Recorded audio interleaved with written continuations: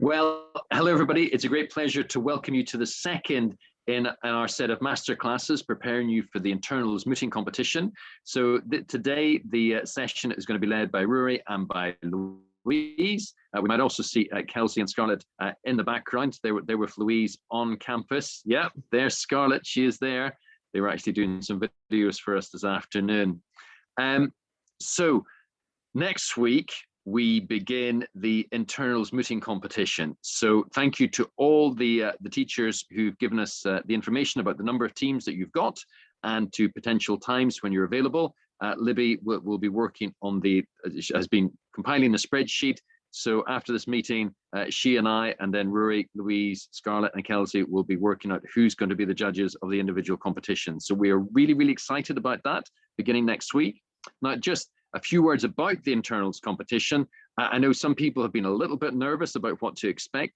This is all part of the training process. So it's going to be done in a friendly, supportive way. So please don't get too nervous. We're going to construct it and run it on the standard mooting format in accordance with the guidelines that you've received. But it's your first attempt, so please don't get too concerned. Where a school has multiple teams, we will be using it to identify who the best mooters are. And then each school will have one team that will go forward to the African international competition, which will take place in April. So any questions people have about that, please put it in the chat. We're now going to pass over to Louise and to Scarlett. I think one of you needs to mute your computer. Thanks. And they're going to do the masterclass on the respondents. Last week we had the appellant. This week you're going to get all the top tips about how to represent the respondent's case. And remember, every team will ultimately be doing both sides when it comes to the international competition. So great to see you all today. I'm glad so many people are here in person, and for the rest of you joining online, very best of luck. And I'll see you again, or some of you again, next week for the actual judging. So Rory, Louise, Scarlett, over to you.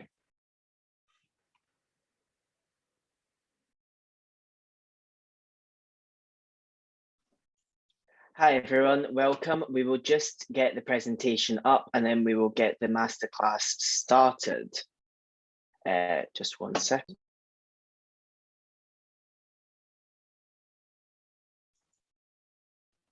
Libby, it says that I can't share screens. Okay, Rory, I'll make you host again, so hold on a second. This does happen sometimes. We love these technical glitches. Hold on a minute. I will have to reclaim it back again in a second, but it shouldn't affect the recording. There you go. Thank you.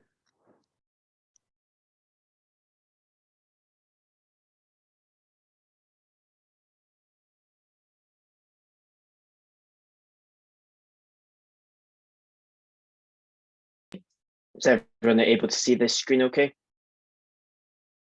Yep, brilliant. So yes, hello everyone. Welcome to your masterclass on internal competition training for the respondents. Scarlett and Kelsey very helpfully went over the appellants last week. So we will be now going over the respondents on how you can really ace your arguments. So first of all, what is the role of the respondent counsel? Well, they must firstly introduce the grounds that you and your partner will argue, respond to the points which have been made by the appellant. So because the respondents go after the appellants, this gives you time to rebut the arguments made by the appellants. They must outline their own submission and present them. So these will be the respondent submissions, the respondent's grounds. And then the senior counsel for the respondent has the advantage that the appellant's case has already fully been developed and can rebut their argument. What this means is the senior counsel for respondent, they speak last. So by this point, everyone else has spoken, everyone else has given their submissions. So it really gives the senior respondent the opportunity to finalize the argument, to make it clear why the appeal should not be allowed. And finally, the senior counsel must have a strong conclusion as they are the last to speak. So the whole point of the respondents is to say why the appeal should not be allowed and why the court should should reaffirm the decision of the previous court. So it's the role of the senior counsel. So the junior counsel will give a brief overview of all the arguments, the submissions that will be made by the respondent, and then the senior counsel at the end will conclude them all. So they will mention the junior respondent's arguments and their own arguments, and then finalize to give like an overview picture on why the appeal should not be allowed, and instead to reaffirm the decision of the previous court. So just to refresh us all with the facts of the case, which the internals moot problem is based on, is it revolves around two individuals, Susan and John Limison, who live in their father's house. Their parents live in Saudi Arabia and only return at Christmas. Edward Ardberg moved into the house next door. He is a member of a pagan cult that worships the sun. He meets with 10 others in his garden at sunrise, and they have a 30-minute service that consists of chanting and letting off fireworks. The Jamesons complain that this interrupts their sleep. They commence proceedings against Mr. Ardberg for nuisance and sought an injunction to stop their activity. So those are the facts of the moot problem case. First of all, you may be wondering, what is an injunction? Well, an injunction is basically where the court tells a party to stop actions. So for example, in this situation, what the Jamesons want is the court to tell Mr. Ardberg to stop letting off fireworks and to stop chanting, because that disturbs them, that is what we would legally describe as a nuisance. So those are the facts of the case. The grounds of the response is firstly that so this is the decision of the previous court. So in the previous court, Judge Hazelburn rules in favour of Mr. Ardberg on the grounds that, firstly, since the Jamesons have no proprietary interest in the property, they have no legal right to bring a claim for nuisance. Secondly, neither chanting nor letting off fireworks constituted an act of nuisance in this context. And finally, even if the Jamesons had a claim in private nuisance, it was subject to Mr. Ardberg's right under Article 9 of the European Convention of Human Rights to manifest his religion or beliefs. So what does this mean? Well, it means as respondents, when you're appearing as respondents, you are appearing in favour of the Jamesons because they did not get the decision they wanted in the previous case. So as Scarlett and Kelsey will have outlined, the appellants in this case are the Jamesons, while the respondents are Judge Hazelburn. Sorry, it's been a long day. But yes, so the respondents rather are the Edward Ardberg, who is the respondent in this case. So distributing the workload, this is really key when you start to prepare for a moot. So the preparation of the moot is often the longest part. This can take quite a few days, if not quite a few weeks, to prepare the moot for the final day. So it's really important you know how to distribute the workload so that everyone knows what to research and prepare. So as we've outlined, there's 3 grounds of response, which have been the 3 grounds of response which Judge Hazelburn ruled in the previous court. So what you want to do is you want to central your argument around there. You want to find responses on why these 3 arguments don't apply. So divide that up between the 2 of yourselves. You may find that one argument you think is quite a big argument. It'll take quite a lot of preparation, so you'll give that to one mooter, and then the 2 other arguments might be quite smaller, but together they make one quite large argument, so you give that to the other person. So just be careful with kind of managing workloads, making sure you don't give too much to one person. Now, the team sizes vary from school to school. So in some teams, you only have 2 mooters. In other teams, you'll have maybe 3 or 4. Now, there will only be 2 mooters in each moot. However, when you're researching, make sure you utilize your team assistants. And actually, this is often what happens if you do actually go to court, if you litigate in the real world, each barrister advocate will have their own set team of individuals who assist, to research cases, who prepare case reports, who give analysis, to really help the barrister. So behind the barrister, there's often a whole team of individuals helping. So make sure you utilize the assistants. If, for example, you've got the 3 arguments, and let's say there's 3 of you, 2 of the mooters can cover the first 2 points, and then the team assistant can cover the 3rd point. Also, to use the team assistants, if you have them, it's really good And this is for everyone. Before the MOOC, make sure you've done a practice session so that both you and your teammate understand each other's arguments, and use the team assistants in that as well. Get real feedback from the team assistants. Get the team assistants to ask you questions. Get the team assistant to be the judge. Really get feedback and get real practice, because that practice makes perfect, as they say. And if you go into a MOOC without practicing, it won't be as good as if you'd practiced beforehand. And finally, each competitor should have a general understanding of all grounds of response. So while you do divvy up like each ground between the teams, make sure that the team as a whole generally understands what each ground means and why it advances your argument. The reason for this is the judge could ask one of the mooters. So let's say the judge asks the junior respondent a point of the response, which the junior respondent doesn't understand or know because he's left that to his senior. That's not really going to show good teamwork skills. So what you want to do is make sure both sides understand quite clearly the arguments, why they're being used, and it just shows good teamwork, and it shows understanding, and it also demonstrates that you're being able to tie your case together. For example, I don't think we are in this case, but if you were using the ground of in the alternative, what you want to do is you want to make sure you understand why you're using in the alternative, why it doesn't apply to the first two grounds. So yeah, that is kind of just general understanding, making sure you work as a team. And then I'll pass on to Louise, who will cover the next slide. Okay, so I'm going to be going over how you'd argue the grounds of response. So first off, you should introduce your ground by saying it's submitted by the respondent. And then if we refer to the first ground that Rory mentioned, it was since the Jamesons had no proprietary interest in the property, they had no legal right to bring a claim for nuisance. And then obviously it's very important that you support your ground with legal authority.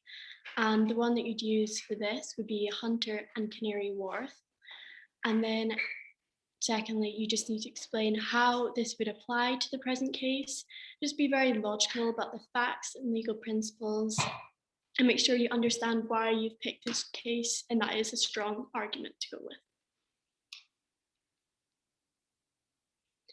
So this is an example of an argument that you could go with. So you start off with, it is submitted that since the Jamesons had no proprietary interest in the property, they had no legal right to bring a claim for nuisance.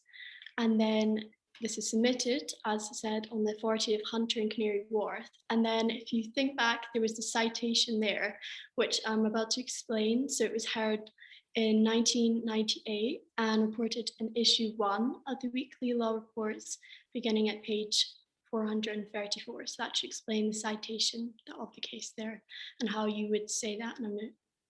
And then you say, my lord, my lady, I believe the facts to be relevant, and I'll provide a brief summary. And then it is really important to just know what the case is about, and the judge may ask you for this, or maybe the facts aren't relevant, you can say that as well.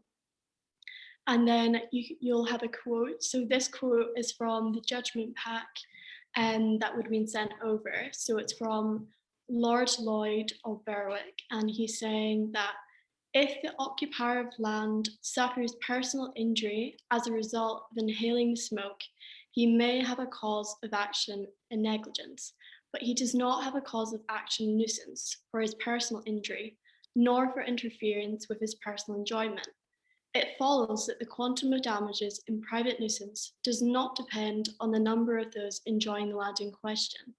It also follows that the only persons entitled to sue for a loss in amenity value of the land are the owner or the occupier with the right to exclusive possession. So this quote is quite long. So if there's a particular part you find relevant, feel free to cut it down, and if you think that would make your argument stronger. And then it's really important to know why this quote is relevant to your argument. Don't just put a quote in for the sake of it.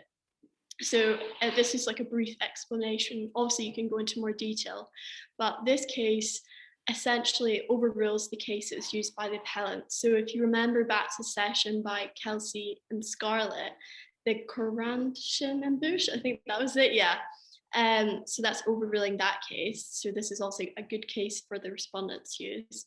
Then you say it's submitted that your lordship should recognise that the appellants are merely living in their parents' house and therefore have no proprietary interest in the property, meaning they therefore do not have the right to bring a claim for innocence.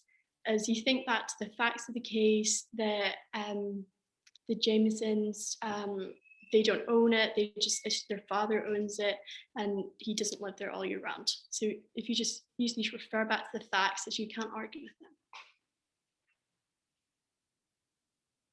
Okay, so now on to judicial interventions. So if the submission is going really well, and I'm sure it will, the judge may ask you some questions. And this is really to test your argument. If you've got a long speech, I usually go for long speech and it is fine, but I think it is a way of the kind of interrupting your speech and then it kind of might mess with your flow and put you off. So I think if you are going to have a long speech, maybe have a pen or something, mark where you were so you don't completely lose your pace if the judge asks like quite a hard question.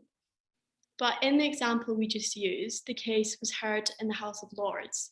And this is a common question. The judge might want to know where the case was heard and if it be binding on the court. So as in the previous slide, so you can answer the question by saying what court the case was heard in, and as you know, it's from the House of Lords, so it's binding.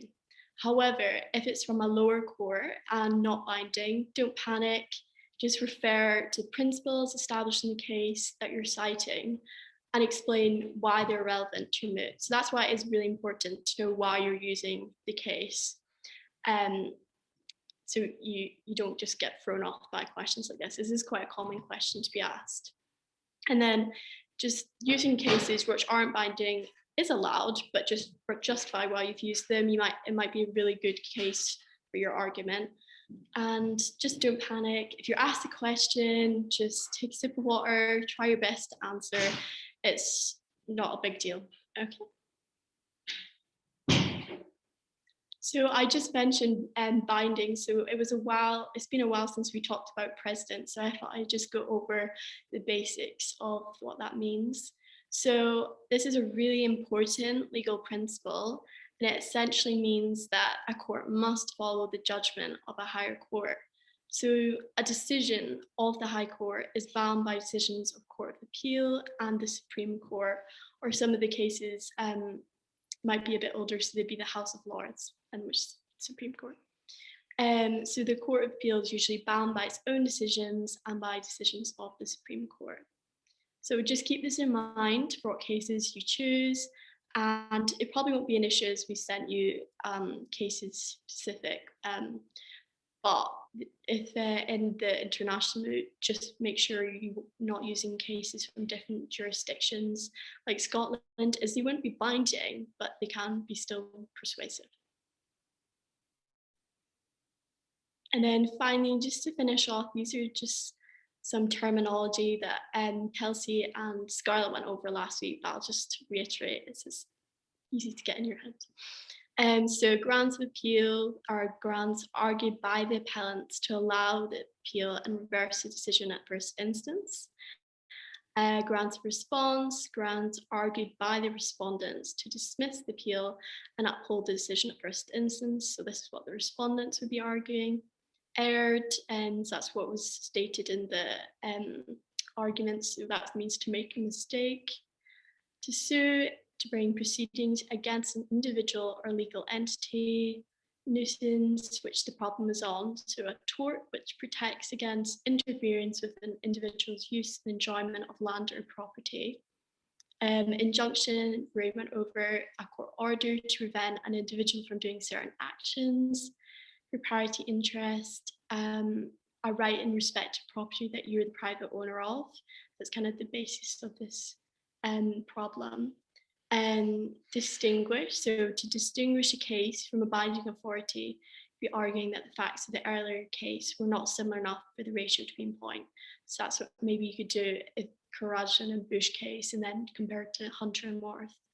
And then finally, jurisdiction, legal term for the authority a court has to determine a dispute. So you can also refer to the territory over which the legal authority of the court extends. And then the final slide there is just some recommended reading that will just help you with your understanding of it all. Okay. So if anyone has any questions. There are a couple of questions actually, Louise, if I can. I'm just trying to put my video on. There we go. There's a couple of questions that have come in, and I thought better to let you roll on rather than bring it up. There's one question which says, could you kindly remind us how limited we are when researching for authorities?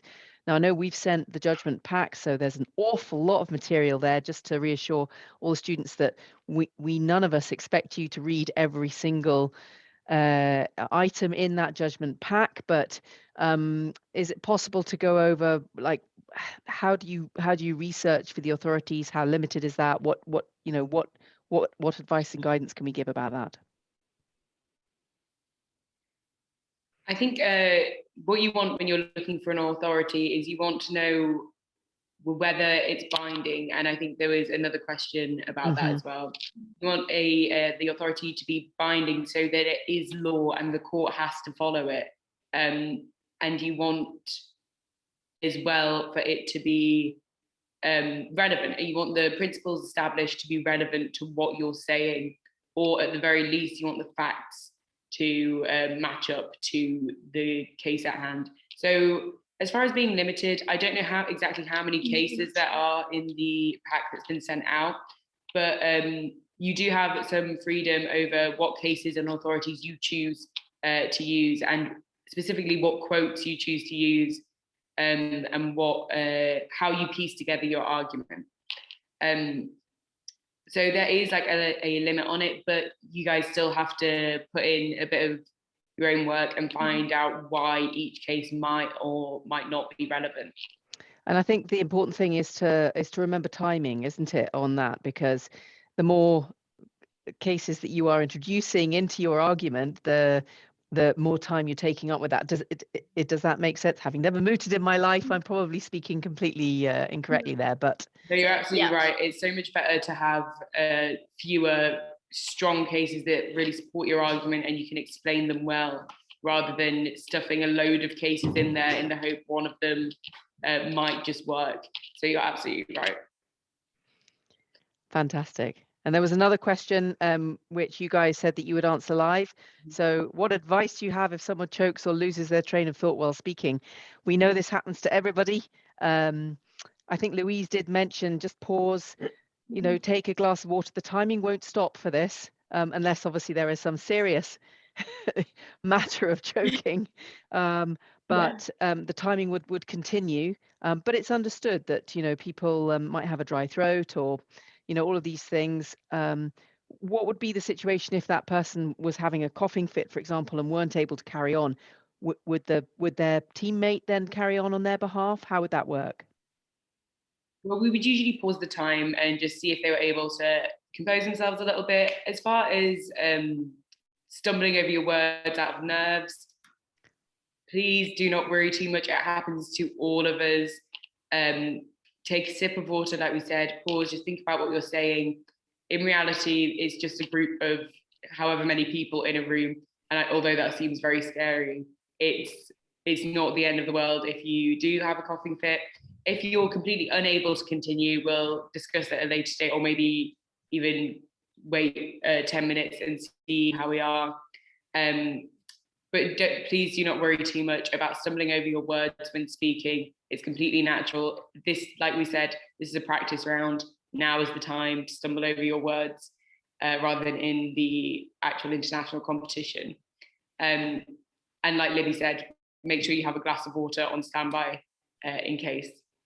I mean, I think the great thing to remember is that this is, if you guys can approach this as a learning opportunity rather than a competition, this is an opportunity for you to find out what it feels like, to set the scene, as it were, and everything that you experience within this kind of competition/practice session will stand you in good stead for the competition later in the year. A little wording, a little bit of chat on how we're going to run the sessions next week. So at the moment, I'm still waiting for a few schools to get back to me. Guys, please check in with your teachers and ask whether or not they've got in touch with me. I know a few have. I'm still waiting for a few to get back to me. Once we've got that information, then you know, Kelsey, Scarlett, Louise, and Rory, and also Professor Peter can you know, work out which competitions they will be judging. And then once that's all in place, I can then set up the Zoom sessions. We will be running these, I think, as Zoom meetings, but we will record each of these sessions for you. So they'll be available to you individually within the school. We'll send a private link to you so that you can check back on this. Again, you can use that as a training tool for the Pan-African competition. So we will set up the sessions for you. You don't need to facilitate that yourselves. And then we will record and send those details on to you. Quick note about that as well as the recording today. Somebody asked about the presentations. So I will, and I did type the answer, but for those of you that weren't aware that a question had been asked, people were asking about the presentation today. Could we make this available for them? So yes, we can absolutely make this available for you. I'll get the guys to send it to me and I'll turn it into a PDF and I will send that on to you along with the recording of today's session after the session. And then I'll also ask for last week's presentation as well, and we'll do the same. So you have presentations and recordings for both the appellants and the respondents. Okay, so I think that there is a question that Rory said he would like to answer. Yes, so somebody's asked, would we be given a preference case to research on, or would we use the cases we have practiced? So in the bundle is all the cases you need. The cases we have mentioned in the presentations last week and this week, I think they're quite a good starting block. So look at what we've said, because we've tried to kind of give you, you know, a good head start. Is this is the kind of quotes, this is what you're supposed to be researching, but that's all you're needing. So we're not expecting you to kind of go off and do a Google search and find stuff like that. That's not what we expect. Everything you've got is in that case, but is in that starter pack we've sent. So just use the cases in there.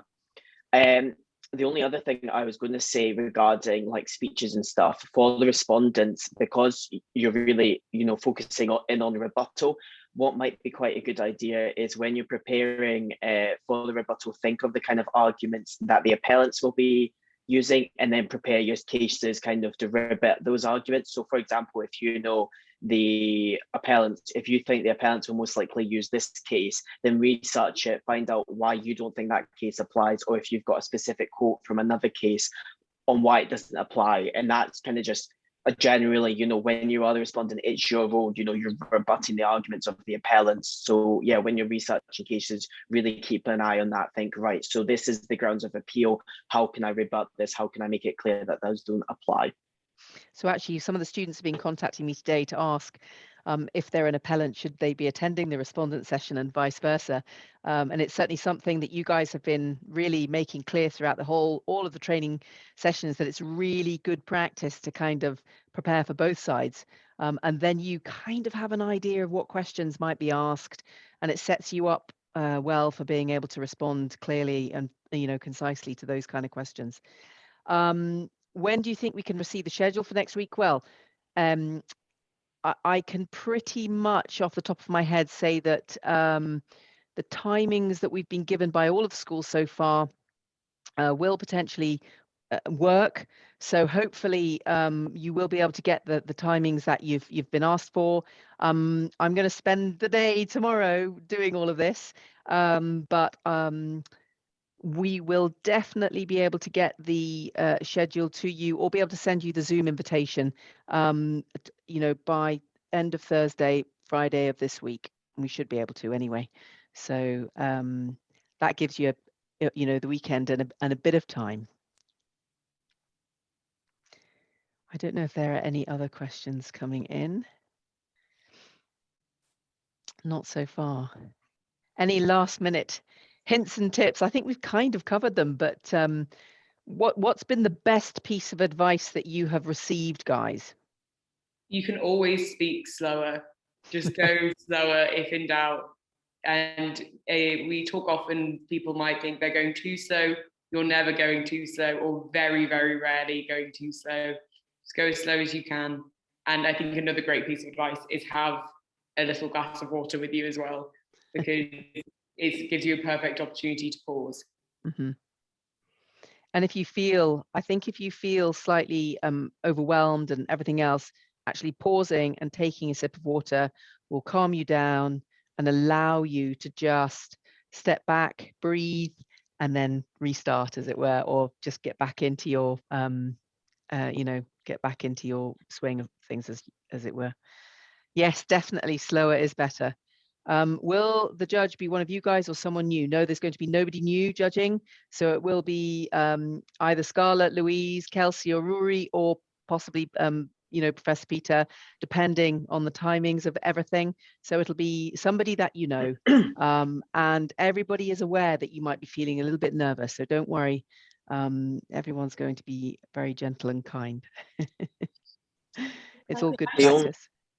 The only last piece of advice I would give to everyone is make sure you're not just reading off a page. So when you're preparing your speeches, make sure it's, you're not just kind of sitting here with your piece of paper reading it like this, because it just doesn't really show you're engaging. So just make sure kind of when you're practicing, somewhat memorize your speech, but also be prepared for the judge to interrupt you at any point. And like Scarlett was saying, speak nice and slowly, because if you're speaking very quickly, the judge won't really have an opportunity for judicial intervention. So it may all end up coming at the end, and it can be quite confusing. So yeah, just keep on speaking slowly. It's fine to be nervous. I mean, when I did my first moot, I was very nervous. I thought this was going to go horribly. It didn't. It was fine. It wasn't the best moot I'd ever done, but it was fine. So yeah, just don't be nervous. Keep speaking slowly, keep your water, and you'll be absolutely grand. And I think because it's online, one of the things I would also say is try not to sort of wander your eyes around the room. Make sure that you are making eye contact with the judge. I think that's quite important, isn't it? Absolutely. Mm-hmm, what were you going to say, Louise? Yeah, I was just going to say, if there was a question, because maybe it's worded a bit confusingly or something, I always like to do this, just ask the judge to rephrase the question, because it'll just give you a few minutes, I think, to just think it, and it might just be worded wrong or something, and then it might just come clear to you. Yeah, judges are humans. Can you give an example of how you would do that, Louise? I would just be like, "Oh, my lady, can you rephrase the question?" Just simple like that, and then they have to say it, and then it gives you a bit more time to think as well. And judges will very rarely take any issue with that at all. They just want to. They don't want to catch you out. They just want to see how well you know your argument. So if you don't understand the question, please do say it. Fantastic. Yeah, the judges never had fun. Ooh. I think there's a slight delay on the on the internet. It might be me. Thanks coming in, saying thanks very much indeed. All of that advice is really well received. Oh, it's my connection. I've probably frozen. No, me. Yeah. Okay, that's fine. It's saying that my internet connection is a bit unstable as well. So it might be a good opportunity to wrap this session up, seeing as internet connections are becoming a little bit unstable. And I'm very conscious that I do not want to lose this recording. So, from us all at the law school here in Dundee, thank you very much indeed for attending. If you have any questions, then please feel, what is the time limit for each moot? For each speaker, I think it's 7 minutes, isn't it? Yep. So 7 minutes, and that includes questions. So we don't stop and start as the judge asks questions. So that includes questions. So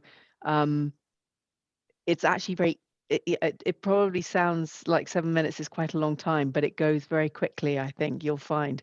So remember, less is sometimes more. Key cases, try not to include too many cases, because I think you will end up not having too many. You'll end up sort of, getting a bit confused with it all. Yes, we will be on Zoom, and you will be, so you'll be mooting with us on Zoom. Just in the same way that we've been having, all of the mooting sessions that our students have been involved with this year up until relatively recently have been through Zoom or one of the other sort of digital platforms. So it will be run like a sort of meeting. So if you guys want to share a screen, like, you know, if you're two appellants sharing a screen, do you think that's acceptable, guys? Yep. Yeah, I think so. It kind of reduces the possibility of things going wrong, but also do not worry if you can't do that, if that's not available. It's absolutely fine to have one each, and try not to distract each other too much when you're talking anyway. But Yeah. Either way, absolutely fine. And if you are sitting in the same room and you both have individual screens, you're going to have to be very careful about your microphones because that can cause echo sometimes, as we have discovered in our sessions.